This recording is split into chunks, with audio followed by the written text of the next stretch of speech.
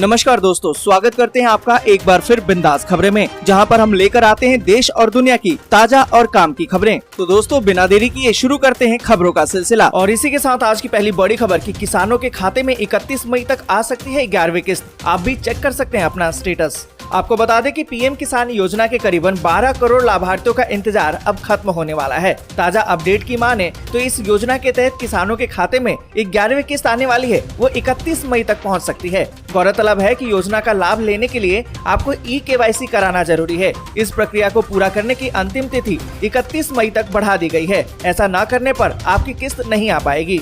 आपको बता दें कि सरकार ने पीएम किसान सम्मान निधि योजना के लाभार्थियों के लिए KYC की प्रक्रिया को अनिवार्य कर दिया है। इसलिए आप भी 31 मई से पहले इस प्रक्रिया को पूरा कर लीजिए, नहीं तो आपकी भी पीएम किसान के 11वीं किस्त लटक जाएगी। और इसी के साथ अगली बड़ी खबर कि आम आदमी को राहत, अब सिर्फ कमर्शियल वाहनों को ही देना पड़ेगा टोल। यहाँ पर आपको बता दें कि टोल नाकों पर राज्य सरकार ने यात्री और निजी वाहनों को टोल टैक्स से राहत दी है। करीबन 101 किलोमीटर लंबे मार्ग पर अब व्यावसायिक वाहनों से ही टोल वसूला जाएगा। इसकी तैयारियां भी कर ली गई हैं और टेंडर जारी कर दिया गया है। आपको बता दें कि पहले सभी 4 पहिया वाहनों से टोल वसूलने का निर्णय लिया गया था, लेकिन शासन के आदेश पर अब सिर्फ कमर्शियल वाहनों से ही टोल टैक्स वसूला जाएगा।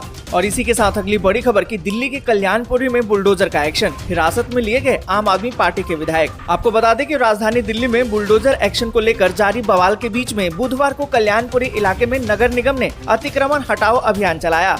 दिल्ली के कल्याणपुरी इलाके में बुलडोजर से अवैध कब्जों और अतिक्रमण को हटाने के दौरान आम आदमी पार्टी के विधायक कुलदीप कुमार को हिरासत में लिया गया। यहाँ पर आपको बता दें कि दिल्ली पुलिस ने इस बात की जानकारी दी है। कुलदीप कुमार पर सरकारी काम के दौरान बाधा पहुंचाने का आरोप है। और इसी के साथ अगली बड़ी खबर कि एक दिन की राहत के बाद कोरोना मामलों में फिर से उछाल। बीते 24 घंटे में 1829 नए मामले, जबकि 33 मरीजों की मौत। आपको बता दें कि भारत में एक दिन में कोरोना के 1829 नए मामले सामने आए हैं। वहीं उपचाराधीन मरीजों की संख्या घटकर 15,647 रह गई है। केंद्रीय स्वास्थ्य मंत्रालय की तरफ से बताया गया कि भारत में संक्रमण से 33 और लोगों की मौत हो गई है।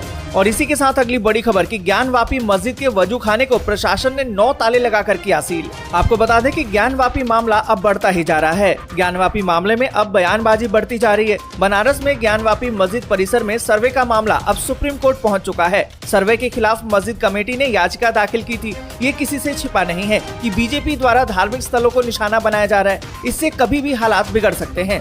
आपको बता दें कि वाराणसी के ज्ञानवापी मस्जिद के वजू खाने को प्रशासन ने 9 ताले लगाकर सील कर दिया है। इसके साथ ही वजू खाने की सुरक्षा की जिम्मेदारी CRPF को सौंप दी गई है। CRPF के 2 जवान 24 घंटे सील किए गए वजू खाने की रखवाली करेंगे। और इसी के साथ अगली बड़ी खबर कि दिल्ली में दोबारा से शुरू होगा किसान आंदोलन। सरकार पर लग रहे हैं वादा खिलाफी के आरोप। आपको बता दें कि केंद्र सरकार पर वादा खिलाफी के आरोप लगाते हुए किसान एक बार फिर से राजधानी दिल्ली में आंदोलन करने की तैयारी में है। हरिद्वार में होने वाले किसान सम्मेलन में इसको लेकर रणनीति तैयार की जाएगी। ये जानकारी भारतीय किसान यूनियन के राष्ट्रीय प्रवक्ता राकेश टिकैत ने दी है। उन्होंने कहा कि केंद्र सरकार ने किसानों के साथ वायदा खिलाफी की है, इसलिए जल्द ही दिल्ली में व्यापक स्तर पर किसान आंदोलन दोबारा से शुरू किया जाएगा। और इसी के साथ अगली बड़ी खबर कि नीतीश कुमार से मदद मांगने वाले छात्र से मिले सुशील मोदी, स्कूली शिक्षा की उठाई जिम्मेदारी। आपको बता दें कि पढ़ाई जारी रखने के लिए बिहार के मुख्यमंत्री नीतीश कुमार से मदद की गुहार लगाने को लेकर हाल ही में सुर्खियों में आए राज्य के 11 वर्षीय छात्र सोनू कुमार को पूर्व उप मुख्यमंत्री सुशील कुमार मोदी से मदद का प्रस्ताव मिला है। आपको बता दें कि राज्यसभा सदस्य सुशील मोदी ने नालंदा जिले के हरनौत में सोनू कुमार से मुलाकात की और उन्होंने सोनू की स्कूली शिक्षा पूरी होने तक उसकी मदद करने का वादा किया है। और इसी के साथ अगली बड़ी खबर कि नॉर्थ कोरिया में कोरोना के डराने वाले आंकड़े, 24 घंटे में 2 लाख के पार हुए केस। आपको बता दें कि नॉर्थ कोरिया में कोरोना बेकाबू हो चुका है। यहाँ 2,32,880 नए मामले सामने आए, जबकि 24 घंटे में 6 लोगों की मौत हो गई है। ये सभी बुखार की चपेट में थे। आपको बता दें कि नॉर्थ कोरिया में कोरोना के इस भयानक मंजर के लिए तानाशाह किम जोंग उन ने अधिकारियों को जिम्मेदार बताया है। उसने दवा की सप्लाई को तेज करने के लिए जवानों को लगाने के आदेश दिए हैं। वहीं नॉर्थ कोरिया के हालात पर WHO ने चिंता जताई है। WHO ने कहा है, यहाँ जिस तरह से बिना वैक्सीन लगवाए लोगों में कोरोना फैल रहा है, वो बेहद ही चिंताजनक है। और इसी के साथ अगली बड़ी खबर कि श्रीलंका सरकार ने कहा, हमारे पास पेट्रोल खरीदने के लिए पैसा नहीं, लोग ईंधन के लिए लाइन नहीं लगाएं। आपको बता दें कि श्रीलंका ने कहा कि उसके समुद्री किनारे पर लगभग 2 महीने से पेट्रोल से लदा जहाज खड़ा है, लेकिन इसका भुगतान करने के लिए उसके पास विदेशी मुद्रा नहीं है। श्रीलंका ने अपने नागरिकों से अपील की है कि वे इस ईंधन के लिए कतार में खड़े होकर इंतजार न करें। हालांकि श्रीलंका सरकार ने कहा है कि देश के पास डीजल का पर्याप्त भंडार है। और इसी के साथ अगली बड़ी खबर कि सोने की कीमत में बड़ी गिरावट, शादियों के सीजन में 50,000 से नीचे आया भाव। यहाँ पर आपको बता दें कि अमेरिकी केंद्रीय बैंक फेडरल रिजर्व के प्रमुख के महंगाई को काबू करने वाले बयान के बाद शेयर बाजार में रौनक लौट आई है, जबकि बिकवाली से सोने की कीमतों में गिरावट आई है और इसका असर घरेलू बुलियन बाजार पर भी दिखा है। शादियों की सीजन में सोने का रेट अब 50,000 से नीचे उतर आया है। आपको बता दें कि 24 कैरेट शुद्धता वाले सोने का भाव 284 रूपए बढ़कर 49,889 रूपए प्रति 10 ग्राम पर पहुंच गया। वहीं चांदी की बात करें तो चांदी का वायदा भाव 518 रूपए गिरकर 60,338 रूपए प्रति किलोग्राम पर पहुंच गया। और इसी के साथ अगली बड़ी खबर कि रूस की नाक के नीचे होंगे नाटो के जाबाज सैनिक, यूक्रेन जंग में फंसे पुतिन क्या कूटनीतिक मोर्चे पर हुए हैं विफल।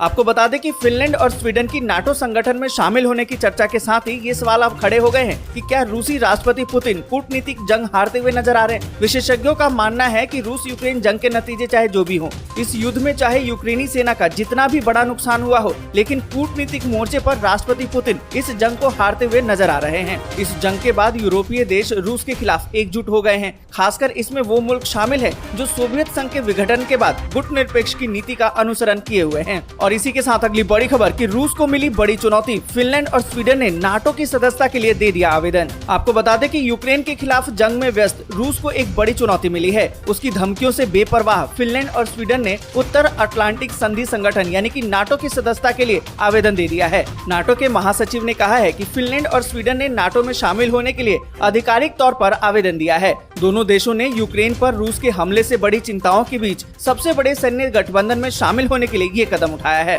और आपको बता दें कि अब इन आवेदनों को कम से कम 30 सदस्य देशों की मंजूरी मिलना जरूरी है और इस पूरी प्रक्रिया में 2 सप्ताह का वक्त लग सकता है। और इसी के साथ अगली बड़ी खबर कि केरल में भारी बारिश से कई जिलों में ऑरेंज और रेड अलर्ट जारी, रात की यात्रा पर रोक। आपको बता दें कि केरल के कई हिस्सों में लगातार बारिश हो रही है। इस बीच भारत मौसम विज्ञान विभाग ने बुधवार को ही राज्य के 7 जिलों में दिन भर के लिए ऑरेंज अलर्ट जारी कर दिया है। आपको बता दें कि देश के अलग अलग मौसम पूर्वानुमान केंद्रों ने राज्य भर में अलग अलग जगहों पर भारी बारिश का अनुमान जताया है। आपको बता दें कि केरल राज्य आपदा प्रबंधन प्राधिकरण ने केरल और उसके आसपास के चक्रवाती परिसंचरण के साथ साथ उत्तरी केरल के विदर्भ क्षेत्र तक एक कम दबाव वाली ट्रफ रेखा के साथ आगे अगले 5 दिन तक राज्य में भारी बारिश की संभावना जताई है। केंद्रीय मौसम विभाग ने अगले 2 दिनों के लिए राज्य में भारी बारिश और बहुत भारी बारिश, उसके बाद अगले 2 दिन तक भारी बारिश का अनुमान जताया है। और इसी के साथ अगली बड़ी खबर कि असम में आई भयानक बाढ़, बारिश के चलते 8 लोगों की मौत, 5 लापता। आपको बता दें कि असम में आई भयानक बाढ़ और बारिश के चलते 8 लोगों की मौत हो गई है,